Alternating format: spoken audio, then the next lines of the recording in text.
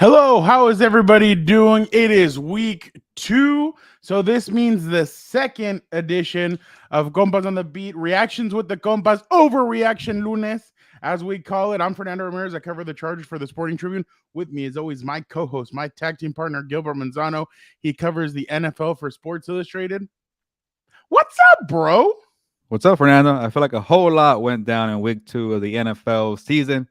We'll get into it with our 4 downs with the compas. But yeah, I think a lot of people are either overreacting, upset, maybe happy. I don't know, but we'll get into it. Gilbert, we already have comments. I mean, that's how you can tell. That's how this is going, really, because some people might not be very excited. Some people may be angry, but that is why we are here. That's why we do this on a Monday, because we know people want to react to everything going on over the weekend. You ready to get started? Yeah, why not? What's up, bro? I'm too late here, but people You're want to get good. into it, so let's get into it. All right. So obviously the Chargers headed to Tennessee, to Music City, and just there was some good. There was some good. They moved the ball. There were Trey Pipkins caught a 2-point Yeah. conversion. You know what's funny? I'd been telling you about that play. I'm like, I want to see for once a lineman go up and make a grab. 5 sacks, Gilbert, after not sacking Tua Tagovailoa last week.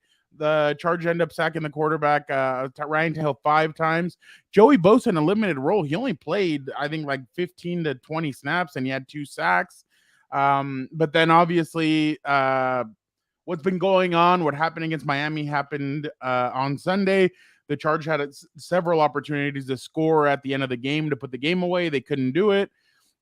They go into overtime, and the defense just couldn't keep the Titans at bay. They kick Nick Folk kicks a field goal, and the Chargers fall to 0-2. Your reaction? Yeah, well, the first thing is let's get into it. Brandon Staley's defense still can't figure it out down the field. I guess it's one thing, and I said it last week, Fernando. Like, I feel like Staley and the defense are running out of excuses. Like, first year, it's complex, we'll figure it out. Second year, a bunch of injuries. Year 3, you're healthy. And then maybe the excuse last week, Fernando, was like, oh, it's Tua, Tyreek Hill, Jalen Waddle. They do this to everybody. What about week 2? Ryan Tannehill, who's coming off a terrible performance against the Saints, balled out and was 4 Incompletions only. Oh, 4. Oh my. Look at your face. I didn't even know about that. That's yeah. 4 Ryan incompletions. Tannehill going off from his really, really bad start to looking really, really nice against the Chargers. And that just tells you everything right there. Treylon Burks getting a big touchdown. D-Hop doing, throwing the clock back against the secondary here. So the way I just keep looking at Fernando, and I'll just keep it simple. People are mad, they're upset, and they're frustrated. I get it. You want to see more from your expensive pass rushers, Khalil Mack, Joey Bosa, your expensive safety, Derwin James, and your very expensive J.C. Jackson. And I saw Vato Michael Davis was a little upset about the back and forth between him and J.C. Jackson. Can't get a rhythm. It was everybody. They were rotating the whole secondary. Point, like, you got to try something new, and even that's not working for Brandon Staley. So I know people are frustrated. I get it. And then I'm gonna even point the blame at the offense. Like, at some point when you're Justin Herbert and you're getting paid $15 million per year, and the game's on the line, and you could blame the defense. It got close. It shouldn't get to. It was overtime, right? And it was like raining. It was a chaotic scene. Well, no, it didn't start raining. I think it didn't start raining until the Titans got the ball. So it was a little chaotic, but at that point, when you're in a close game and you're getting paid all this money, you can't miss throws, and that occurred. But it's not Herbert's fault. I just want to see a little more in crunch situations. But yes, the fault is the Brandon Staley defense, and after a while, enough is enough, right? I mean, in a sense, we have seen it from Herbert before, though, the last 2 years where he's bailed this team out. It's just for some reason, I don't know what's going on this year. The play calling at the end, I thought, was kind of was a little bit weird as well towards the end of the game. And it's funny. I was listening to Dan Patrick, and Dan Patrick has this guy named Shane Irving on. He calls in. He's a pissed off Cowboys fan, and he's always crapping on the Cowboys. And I saw an old clip, and he's crapping on Kellen Moore. He's like, anytime we get to the end of the game, Kellen Moore just doesn't know. He confuses. He doesn't know what's going on. He calls weird stuff, and I'm like, oh wow. I'm like, okay, maybe. And then I saw that, and I was kind of like, oh wow. Like 2 weeks in a row, Gilbert, last week You were there. They decided to go for a field goal instead of like, I mean, and I'm not trying to say that they just stalled and got the field goal and thought that that was going to be it. No, their offensive play calling once they got in the red zone was bad, and then they decided to go for the field goal. Then the Miami Dolphins turn around. They go down the field. Tua scores. Chargers get an opportunity. Vic Fangio dials up a lot of blitzes. They get to Herbert, and that's how you end the game. This week, same thing. You get into the red zone at the end of the game. Terrible play calling. They weren't able to get into the end zone. Like, they had some creative plays. There was a play where Keenan Allen scored his, I think it was, can't remember if it was a second touchdown. They acted like Mike was going to come up and take a screen, and Keenan was in both the safety and the corner, or the slot corner and the corner covering Mike. They both bit, and Keenan walked up and he caught an easy touchdown pass. And like, where was that creativity at the end of the game when you most needed it? So that was kind of also, and then in overtime, there was a play on third down where Mike was everybody. It looked like everybody was confused. They didn't know what the play was. Mike went into motion. He didn't know what was going on. Instead of calling a timeout, they hiked it, and then Justin Herbert had to throw the ball away, and then they punted it back to the Titans, and they never got the ball back. So, I mean, obviously, it's not what you want to see, obviously, from a high-powered team, because the Chargers are talented. Like, they have a talented team. They have playmakers everywhere. It's just, for some reason, it's not clicking. But let me get real quick to some of these, because I'm already getting yelled at. So obviously right here, the season is not over, but I will say this, Fernando, my man, if things go bad, it's time to clean house, start from the top. No Tommy T, no Staley, no more. None of this crap. Start fresh. I mean, yeah, I guess there's it seems like all the way from the top that people want it. Well, let's get into it. And yeah, Staley looking old by the minute. And I get it. You know, I was covering the team when the fan base got sour on Anthony Lynn, and it's happening out to Brandon Staley. And I really, again, I get the frustration with the defense. And, you know, Anthony Lynn's yeah. West bringing in the power of positivity. We caught up and only have one game. We're only one game behind first place in the division. I could go off of that. Yeah, like the defense is really bad, and you know, Anthony Lynn's defense under Gus Bradley was much better. I'm gonna keep it real, and is that they were top 15, top 10. They were modest, average, but they at least stopped the run, and maybe the secondary was a little mixed, but not this bad with this. And defense. They would hold down the explosive plays. They wouldn't allow that to happen. So it's gone backwards, and when you're a background as defense, I get it with the frustration. But let me tell you why it's too soon to call for Staley's job, and it's just overall like it's just too premature. It's 0-2. I get it. The numbers when you look at teams who start 0-2 to make the playoffs are really slim. It's hard to do. The Bengals did it a year ago, but not every team could do it. And the Bengals are also 0-2, by the way, this year too. The two biggest disappointing teams in the NFL, Fernando, the Chargers and the Bengals. We'll get to the Bengals on the second down, but it's too soon because it's 0-2. You have, like you mentioned, Fernando, that's why you're the go-to expert for the Chargers. You broke it down 5 minutes ago how this is a team effort, a lot of talented players. You can still right the ship and work it out. Like, even if the defense is bad, you look at the Dolphins. The defense hasn't been that great through 2 games, but the offense gets it done. I want to see more from Kellen Moore. And put it this way, Fernando, if they let go of Brandon Staley, you essentially say the season's over after 2 games. You can't throw the towel after 2 games. And then who do you give it to? The head coaching job, Kellen Moore, who's trying to figure out the offense through 2 games with a new team and new players, new quarterbacks. You can't ask him to take on 3 phases of football when you're trying to teach the offense. So again, and Derek Ansley's only been in the NFL for 2 or 3 years. He was coaching in college not too long ago. So I took my breath. You do it too as well, a Chargers fan base. I know it's bad. Be frustrated, but to call for a firing this soon, you essentially throw away the season with so many games to go. And yes, playing the Vikings in week 3, you go 0-3, you might not be making the playoffs. I get that, but we're not there yet. If they win that game 1-2, like that comment said, you're not that far behind. So you look at the playoff landscape. There's like 4 or 5 good teams in the AFC. There's 2 spots available. You get in the wild card, you still have a chance. So why throw in the towel right now? The Chiefs are 1-1. The Chiefs and the Raiders are 1-1. You play the Raiders in 2 weeks. You play the Chiefs in about 4 or 5.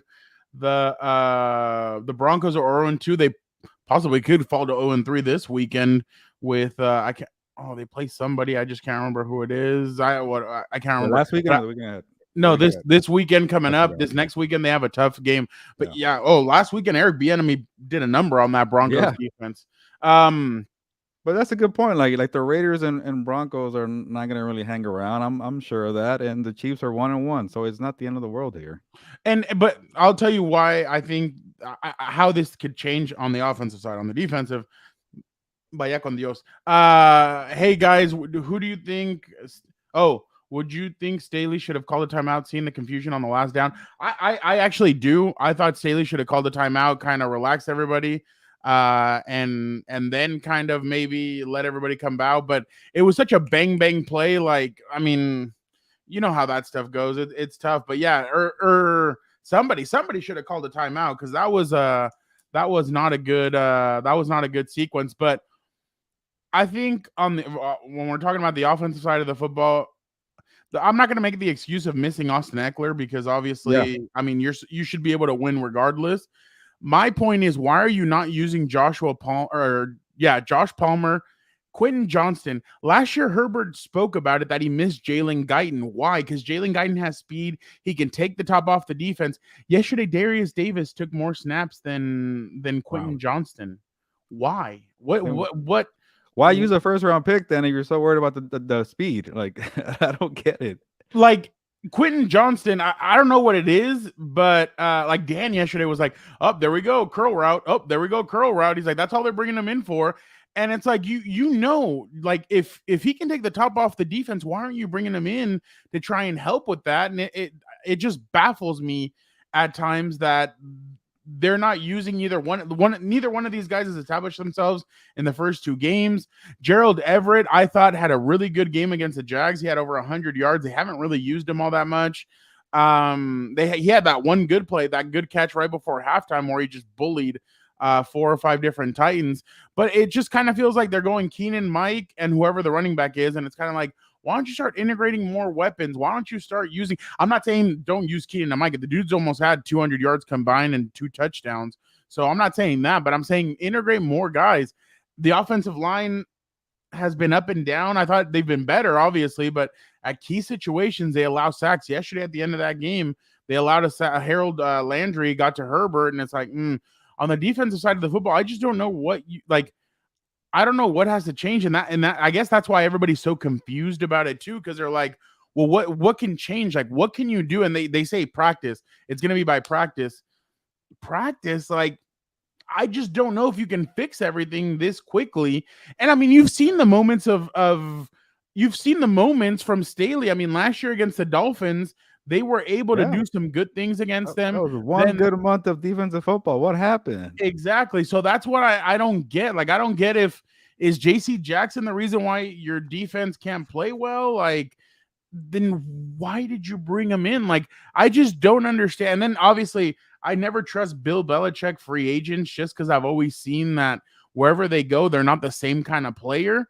But, and I'm not saying that JC can't be that kind of guy, but I just don't understand how you're going to be able to fix the defense. The only consistent part is the special teams. They're one of the best in the NFL. I saw some people yesterday in my comments going, "Oh, Ryan Fiken should take over as the head coach." Oh, I'm like, really? you guys want to elevate him to head coach? I'm like, man. damn. I thought But Kellen Moore would be the option, but okay. I know, and I've already seen names being floated around, but I'm like, I'm with you though.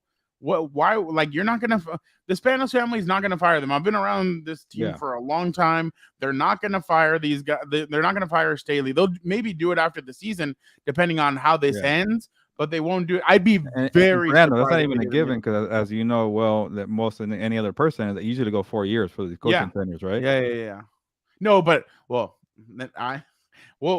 get into that down the line. But I'm just really perplexed by everything because, like I told you, 4 incompletions from Ryan Tannehill, and like DeAndre Hopkins, Gilbert only had 4 of those catches. So he really spread the ball around. They did a lot of different things. Traylon Burks had a 70-yard catch and run on like a big Derrick Henry day either. No, Derrick Henry didn't even. I mean, he had an okay day, but it was mainly it was just the Titans picked and chose their spots and that's how they were able to execute because they had a lot of 3-and-outs. They had there was I think 3 series in a row where you got Kenneth Murray sack on third down, Joey Bosa sack on third down, and a Morgan Fox sack on third down, and they pick and show they were picking, they were choosing, and boom, they were able to execute, and that's how they scored their points. But man, it's just it's rough right now for this team, and especially because if you lose to Minnesota next week, then you're really going to have guys looking around being like, WTF, like what else do we have to do? And that's not what you want. You don't want that to happen because then questions start being asked about everything, not just Brandon Staley, but other people as well. Jorge Rodriguez is asking, where's the star of the show? I know who he's talking about. What do you mean? I'm right here. You know? I know who he's talking about, but like unfortunately, Heartbreak Kid, you know, I'm like Shawn Michaels. I'm the showstopper here. Right now, what time is it? It is 2:49. Right now, he is leaving school on his way to go coach, to be an offensive line coach. So unfortunately, he will be here Wednesday, though. Wednesday, when the podcast is released, he will be here. He has a lot to say. So you guys got to get ready to check out What's Up Bolts. And check out What's Up on Bolts YouTube, and you'll see Dan and Dago fired up as ever. Not the not the avocado. Wow, this guy got brainwashed by Dan and Dago, man.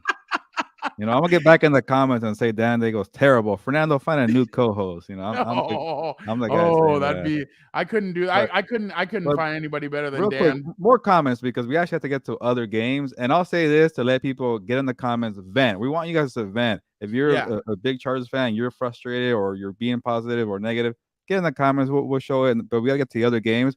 But one thing, Fernando, when you mentioned the word practice, I started thinking about Brandon Staley's fire it up press conference where he's like, if you watch us in training camp, the Jaguars game is not lingering and it's not a storyline. It's just fitting for your narrative. What went through your mind when you saw fired up Staley about that? Dan. So Dan and I kind of thought. I mean, we said it on What's Up, Bolts. Dan thought it was more of like a promo, like kind of thing. Like, but that's what I was telling Dan. I'm like, Jorge said, "Nah, we still love you, Gilberto." Yeah, we do. We love Gilberto. My thing is it kind of like one of these like you remember and I know it's a bad reference. You remember in The Blind Side when Michael Orr gets the guy comes over and kicks his helmet and the coach says, "This guy plays for my team," and he starts like getting all revved up. That's what that's kind of what I thought. Maybe that's what it is. Like he's trying to show his players, look, I still got your backs. Forget about what happened. Forget about the noise, which is what they've been trying to play for. Like that's what they've been saying since it happened. Like, hey, let's not think about the outside noise. The Jacksonville game's over, but you've lost since Mike Williams' injury. You've lost 4 games in a row since that Denver game. You lost in Denver. You lost in Jacksonville. You lost to the Dolphins, and then you lost now to the Tennessee Titans. So now the question is, well, moving forward, what like, and then obviously our good compa Jeff Miller, he asked what's the mood in the locker room. He got set off by that one too. But I mean, I just think maybe it's something like that, like where he's trying to fire up his guys by maybe doing it via the press and everything. But I'll leave the floor to you. But that's just my opinion. I feel like maybe, or maybe he's feeling the pressure. But I think it's more of he's trying to fire up the guys a little bit. Yeah. But I mean, you could tell. But we know this from covering him. Brandon is a fired up guy. He does get angry. He takes these losses personal. So I don't know what you think, but that was gonna be my point. Like this is nothing new. Like maybe it was a little more fired up, a little more intense, and especially because now year 3, a little more pressure. But I remember in his first season after they lost to the Cowboys at home, I asked Brandon Staley, like, you know, what do you tell your team after a crushing loss like that? And he went on the speech. You know what, Gilberto? We're gonna keep fighting, we're gonna keep pushing, and he went off on a 10-minute thing, but like we made like a joke about it. He said my name, full name Gilberto, and like that's what he does. Like, he wants to inspire confidence in his guys, and you know, I know Staley is not like the biggest name in the headlines, but when you hear his press conferences and you hear him talk, he's all about these long, like, you know, speeches, inspiring confidence, and you know, I think that's when you know you maybe lost it when the guys aren't playing hard for you. They're playing in 1-score games. They're losing them. Eventually, it gets too much, and the weight, you know, becomes too much, and you fall apart. But we haven't got there yet. Like, say they have a stinker in Minnesota, then maybe they're losing a little bit of locker room patience with Brandon Staley. But right when you're close, not yet. 0-2 again. Calm down, take a breath, and we'll see if they'll figure it out. You've lost by a combined 5 points, and I don't know if you saw this stat. They're the first team in NFL history to score more than 50 points in their first 2 games, have 0 turnovers, That's wild. and lose and be 0-2. Like, I don't know. They have well, then he needs to give another one of those speeches to the defense because they are terrible. Yeah. Jorge's bringing that fire first. He hypes up Dan and Dago, then he boos Gilberto, then now he's going after the defense. I like the Bring it, honesty. Jorge. As long as you're respectful comments and you're being No, honest and that's and you're fired up. and I think that's why we call them compas, because everybody's respectful, everybody's cool. But we keep it straight that's here. We're honest. We keep it real. And exactly. But that to me is crazy, though. That stat, like that stat, is nuts to me. That because they've taken care of the football, they really have. And I mean, you've had opportunities last week and this week. They have good teams. They haven't coughed up the football, and they're really taking care of it. Are you taking care of it in the expense of maybe not taking more chances down the field? That's my question. But I don't know. I don't know what you think. I wasn't paying attention because somebody was distracting me in my text message. But you know what? I'll say this: it is kind of a much love. Much love. Just want to say much love. It is a hectic period right now. And, I get it. The defense needs to play better, but like you mentioned, that no turnovers in 2 games. That's an important stat. But you want to see more from your star quarterback. You want to see more from your OC, and it's only two games for the OC, Fernando. So I don't know, but I'm just excited for that game in Minnesota. You're taking the Aaron Rodgers thing. I remember. I still remember. That's one of the things that'll always impact me. He turns to the reporter and goes, RELA. Relax. Hey, but I'm excited for that wounded animal game in week 3 in Minnesota because you're backed against the corner. So we'll see who comes out on top. Somebody said, I think it's good for Staley to get pissed, snap out of being stubborn, make the changes he needs to make. First on the list, stop with the cornerback rotation. There you go. It's funny. I'm not trying to say anything about, but I was at Dan's game the other day, and damn, is there a lot of coaches out in the seats. I'm like some guys like the offensive line needs to do better. I'm like, and I said, don't say anything about the offensive line because that's where we're gonna have problems. That's my little brother. You better not be saying anything about the offensive line. So, but yeah, there's so many people. It's incredible to me how. But I'm nothing against that comment, but it just made me laugh thinking about that moment. It's fine to be critical. They like let's end it here for now because I get where Chargers fans are coming from. This is gonna be my point before I got go ahead. sidetracked. It's like every single year, this is nothing new. They lose 1-score games. I remember that one year where Anthony and Lynn, they were like 3-11 on 1-score games. Like they missed field goals, or they lose in Las Vegas, they lose in Jacksonville. So I get Chargers fans being super frustrated because when this is years and years and years of losing 1-score games, doesn't matter the quarterback, it doesn't matter the coach, doesn't matter the defense. It's the same old crap every single year. And for that, I understand your frustration. But it's 2 freaking games. Let's chill out. Half of you sounds like Dan and Dago. The other half sounds. It's like I want people to be honest and give fair assessments. But the full picture is it's freaking early, and it's a talented squad. When the Jets don't have Aaron Rodgers, that might be a spot in the playoffs. When the Chiefs are trying to figure it out, that's an opportunity right there. When the Bengals are on 2, that's an opportunity right there. We all just assume us experts that the division or the conference was loaded. No one has a chance, but as you know, every season is different. One quick question Jorge was asking, in your guys' opinion, is coaching to blame? Honestly, let me finish it. The team has plenty of talent on all 3 sides of the football. There's teams that do more with less.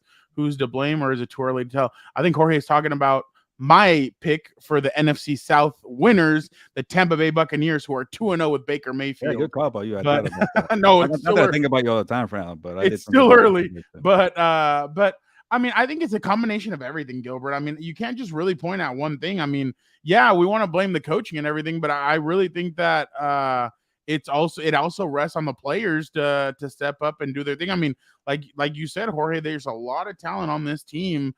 You have Khalil Mack, Joey Bosa, Tuli Pelodu. There you go. He stepped up these first 2 games. I'm very impressed with him. I think the Chargers found themselves a playmaker there. But you have so much talent on this team all around that stuff like this shouldn't be happening. So I don't know if it's an anomaly. I don't know if there's like a full moon or a blue moon or a red moon or whatever is going on, but it's just weird. But hey, they could snap out of it at any point. Go into Minnesota, win.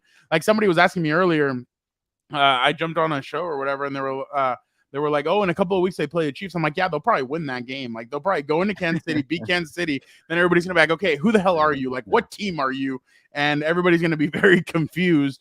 All right, no, sorry, I said they'll beat Dallas and they'll beat Kansas City, and everybody's gonna be like, okay, who are you guys? Like, really? So, but yeah, I don't know. You can answer this too, Gilbert. Go ahead.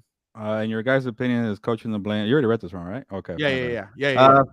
It's a little bit of both. That's why I really like your answer in the beginning of the show. And for you guys who are just joining right now, like you really broke down the poor execution and the red zone, the fourth quarter, the overtime, all that. It's a collective unit there. And again, like I keep repeating myself, I'm ready to move on to the second game. Stick around, Charger fans. Still leave comments if you're frustrated. We'll get to them. But we got to talk about the other games. And I just want to see, like, I'll just keep it simple. I just want to see if the defense still stinks next week. I just want to see Justin Herbert and Kellen Moore, let loose, light it up in Minnesota, and beat the Vikings, 34-31, and everybody could relax. Huh? I don't know. That'd be interesting. All right, let's head over to the game that you were at. Gilbert, you were in San Francisco for the Rams versus 49ers games. Yeah, 49ers game. You were in San Francisco. I saw a lot of red. You were in San Francisco, right? I was like, wait, what? Yeah. Good one, yeah, good one. SoFi South, apparently. I mean, that's what they call it, SoFi South. It was a pretty decent game. I mean, the Rams obviously lost 30-23. I know there's a lot of pissed off bettors out there because the 49ers kicked a field goal, or the Rams kicked a field goal at the end to kind of lose some people some money. So I know people are angry. But Gilbert, first of all, give me your assessment. What did you make of this game? I mean, it was a lot closer, I think, than when people thought it was going to be. Yeah, I wasn't too surprised on being close, just because I saw the Rams beat the Seahawks, and that's what it is in the division games. Like you mentioned, the Chiefs could lose to the Chargers in a couple of weeks there. What for the 49ers, best team in the NFC. I am not buying the Cowboys. Okay, I'm buying the Cowboys. But sorry, I like to read to myself. My bad. You do better. I should have waited.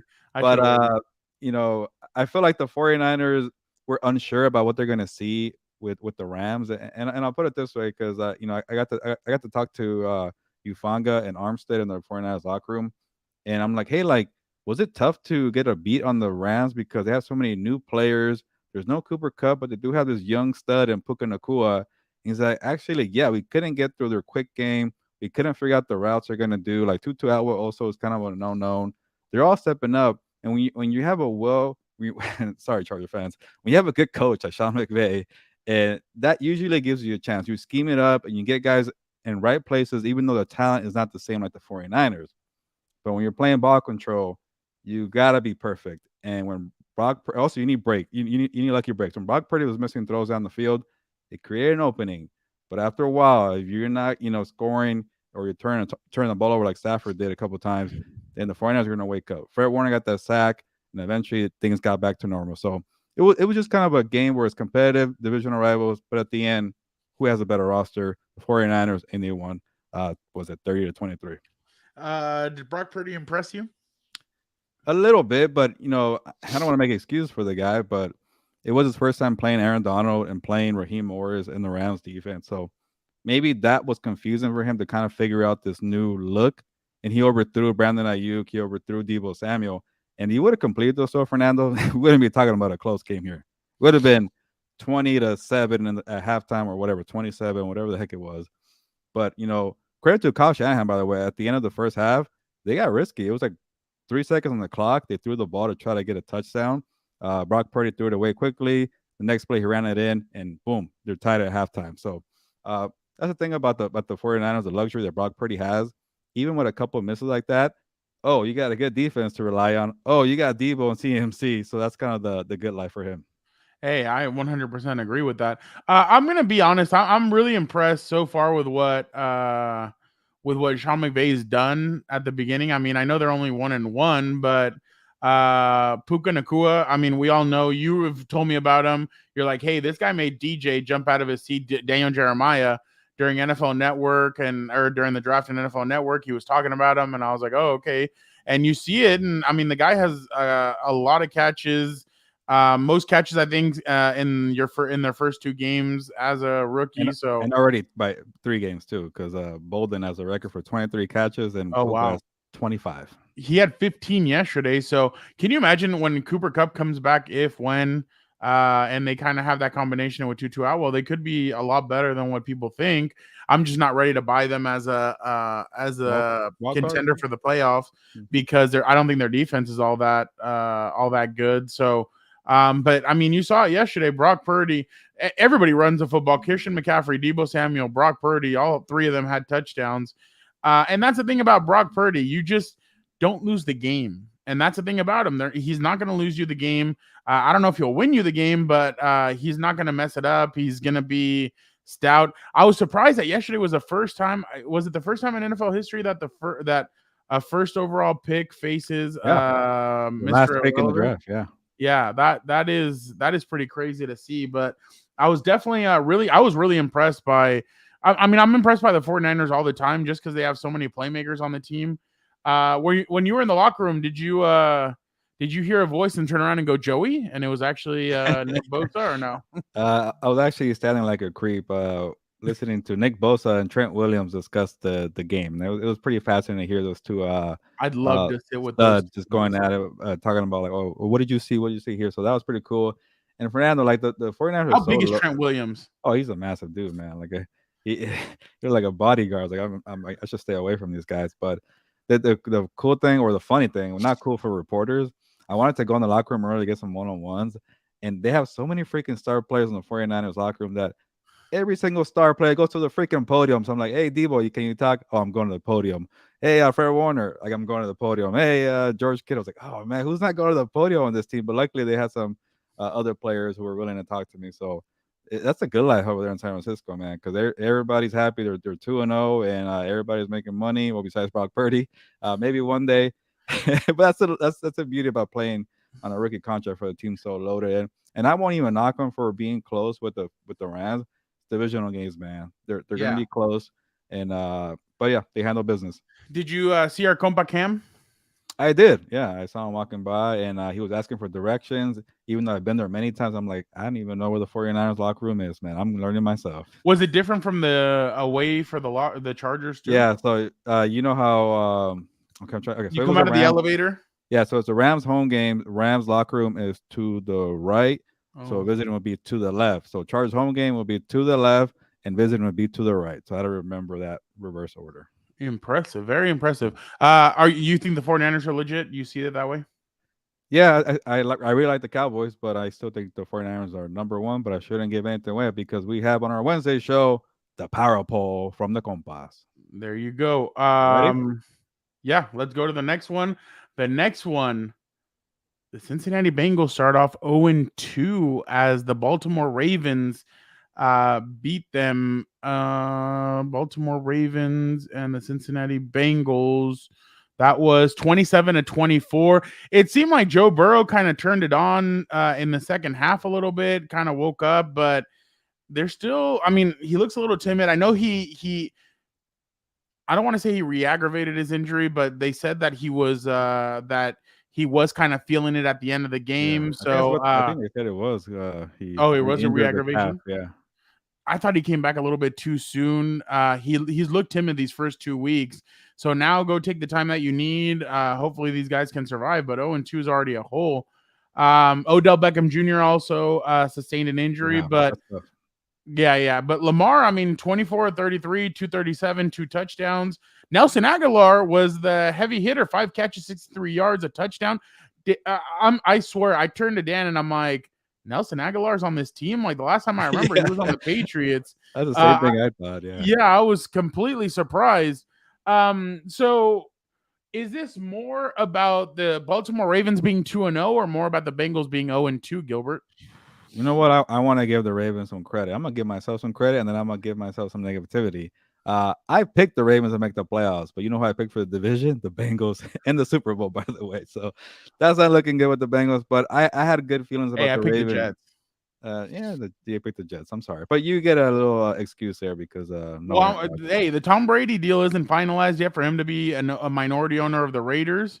He could still come. I'm telling you, he could still come back and be like, you know what? I'll quarterback the Jets, Yeah. win a Super Bowl, and then right off into the What show this sunset. comment? I don't know. We got this one just because No, Zach. crazy thing you tell me is that if okay, so this says crazy thing is if you told me that Aaron Rodgers would be out, Zach Wilson would beat the Bills, Burrow 0-2 and injured, Mahomes offense struggling, and us I'm sure they mean the Chargers Yeah. putting up 29.5 points a game with no turnovers, I'd be betting Super Bowl. Yeah, I mean that's the way this goes. I mean, it's just the NFL. That's what I've been trying to tell everybody. The last few years, the NFL has been wild. It's hard to predict.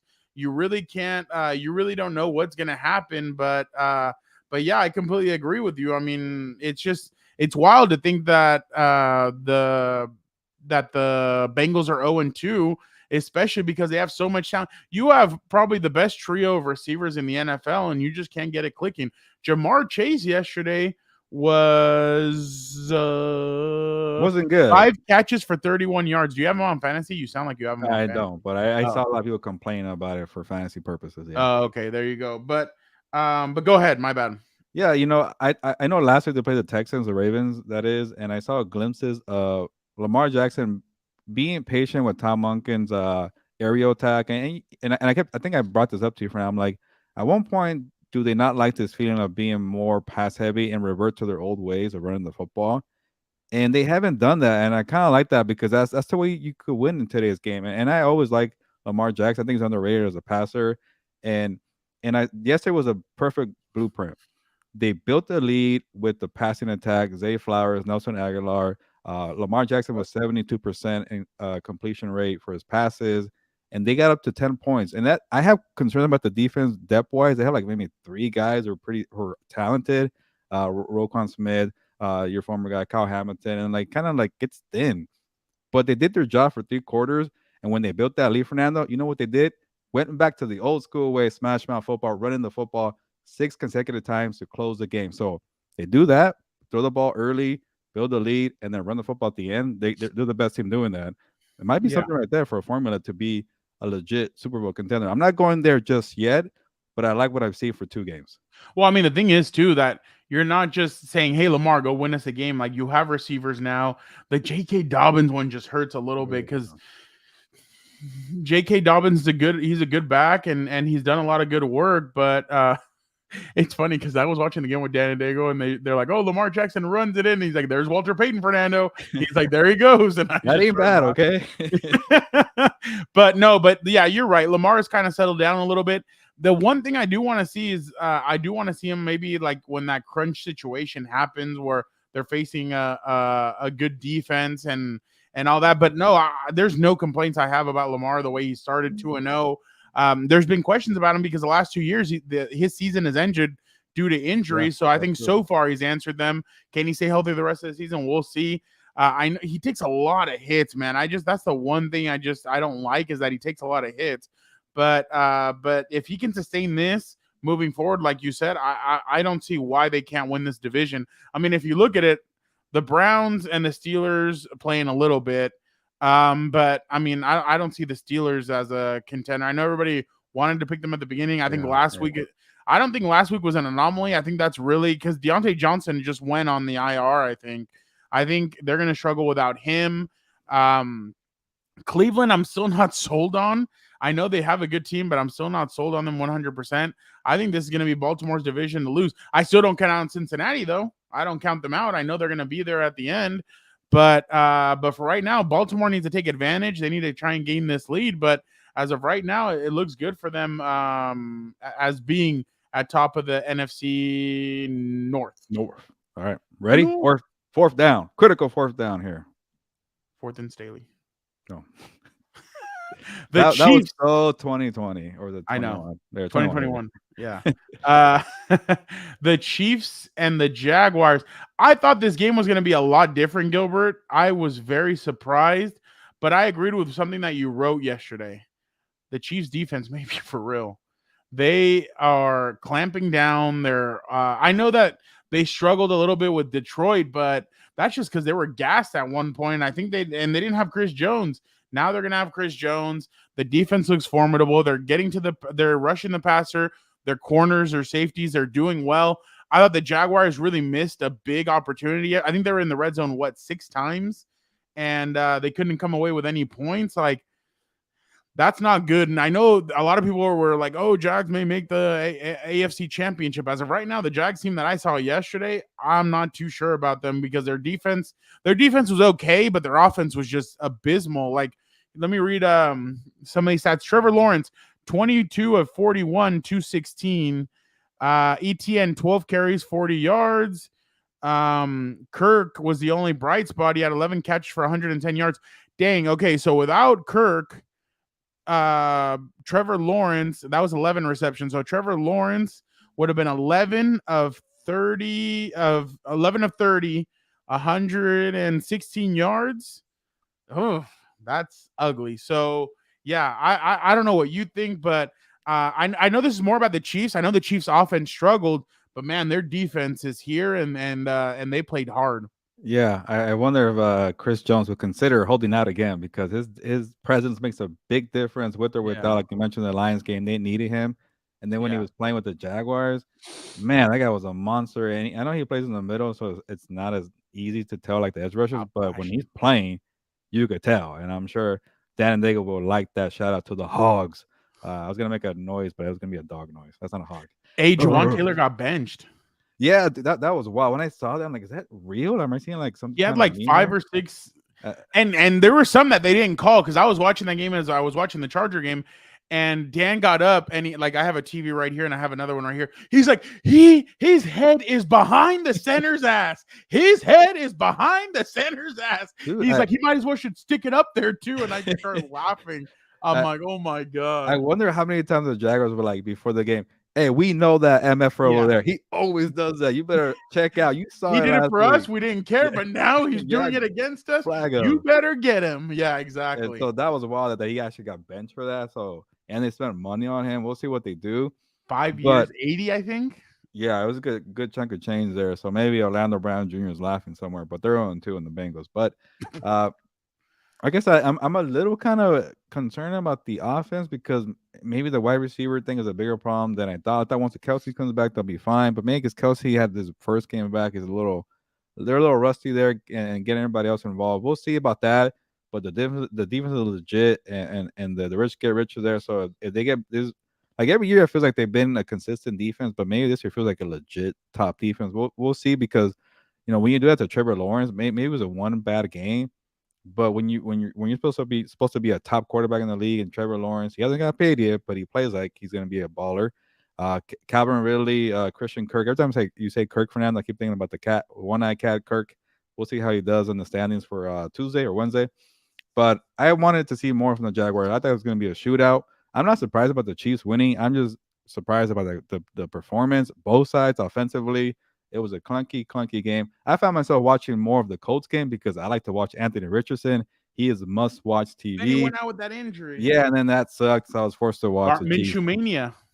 Yeah, and yeah, he did pretty well too. But I don't know. Again, we can end the show this way. Like Chargers fans, if the Chiefs are still in their funky phase, then maybe it's not all bad right now. I mean, let's see. Chiefs schedule. Bears come there next week. The Bears are struggling. The week after that, Sunday Night Football, October 1st, Chiefs at Jets. So I don't know if wins right there. I don't know if the Manhattan Milf Hunter will be able to do anything against them. Then the week after that, the Chiefs go to Minnesota to face the Vikings. That'll be a tough game. I want to see their defense is going to be interesting to see if they're going to be able to stop Justin Jefferson and Jordan Addison. Then the Broncos play the Chiefs in Kansas City. Then the Chargers go to the Chiefs on October 22nd, Melissa's birthday. But yeah, I mean, you look back at it. Kadarius Toney was talking a lot yesterday. I was kind of like, okay, this dude must have his stats must be like crazy. 5 catches for 35 yards. I'm like, dude, Like he was jawing a lot, and then he started jawing on social media when the Cowboys blew out the Giants.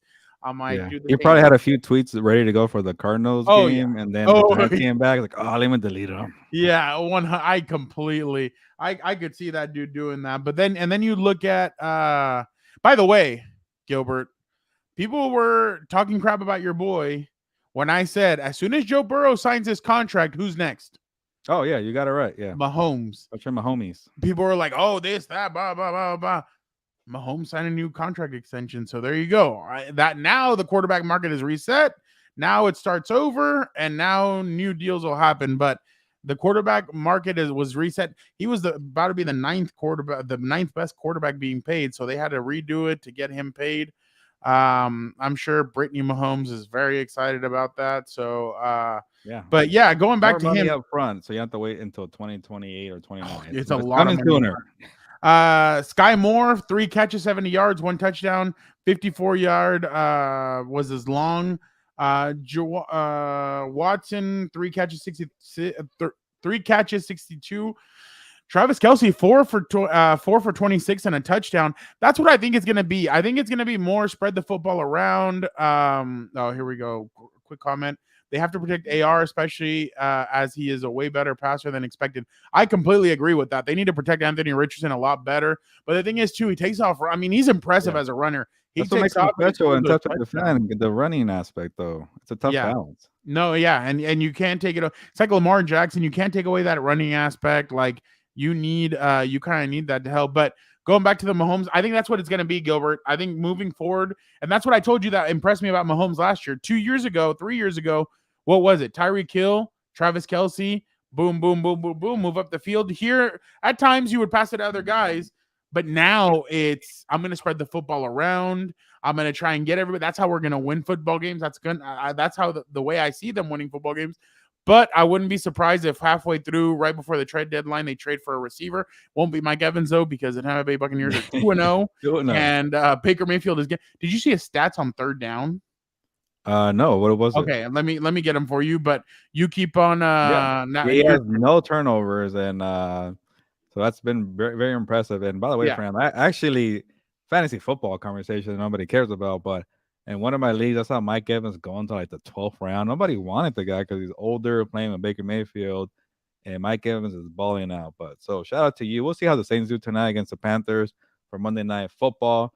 We'll get there in a bit, but yeah, do you have the stats? Baker Mayfield, no interception. I'm running out of Baker talk.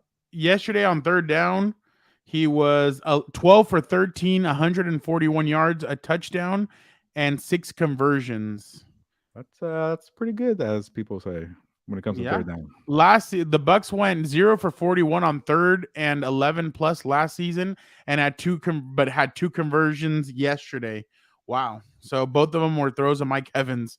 But I mean, honestly, he's been very impressive. The Tampa Bay Buccaneers have, but yeah, that's how I think that this Chiefs thing is going to operate, Gilbert. It's going to be let's spread the football around. Let's win with our defense. Let's try and get the running game going. Pacheco, 12 carries, 70 yards. Clyde Edwards-Helaire, by the way, 1 carry, 0 yards. My God, 2 catches for 17. Huh? You still playing with the Chiefs? Yeah. I lost track. Oh wow, Mike Evans, future Chief. Oh, okay. I don't know. We'll see about that, but that's how I think they're going to win. I think they're going to spread the football around. They're going to win with their defense. They obviously have one of the best special teams coaches in the league, so they're a complete team, and that's the thing. Maybe before they were more top heavy. Now they've gotten a little bit more complete. The only thing that worries me is just the receivers, but I mean they should be okay.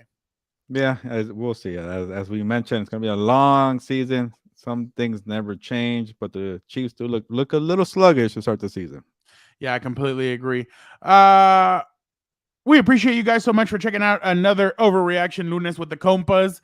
Obviously, there's a lot more we can talk about, but that is why the pod comes out on Wednesday. We're going to talk everything in the NFL. We will get Jorge for you, just for you. We will have Dan and Dago on there because I know you missed them. We'll also have Vic, the producer. We'll talk about everything that we saw over the weekend in the NFL.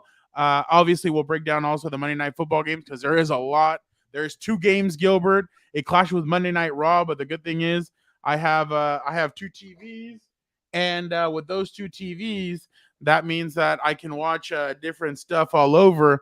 But yeah, we're in our prime time. By the way, his sunglass company in San Diego. By the way, Saturday, your boy was there.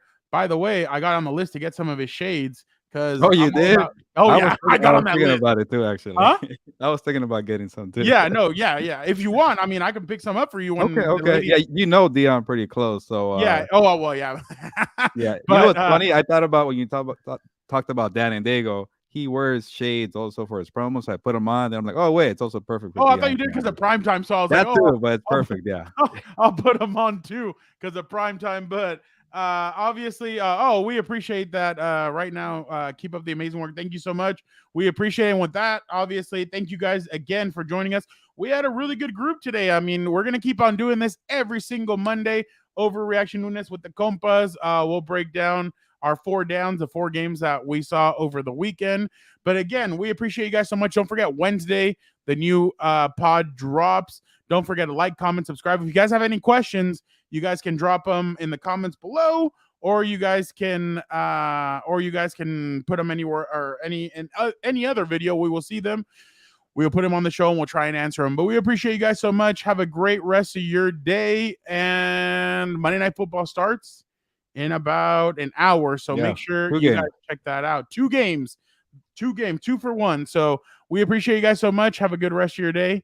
Thank you guys. Don't forget to like, comment, subscribe. Tell your compas what your compas on the beat are doing. Thank you guys.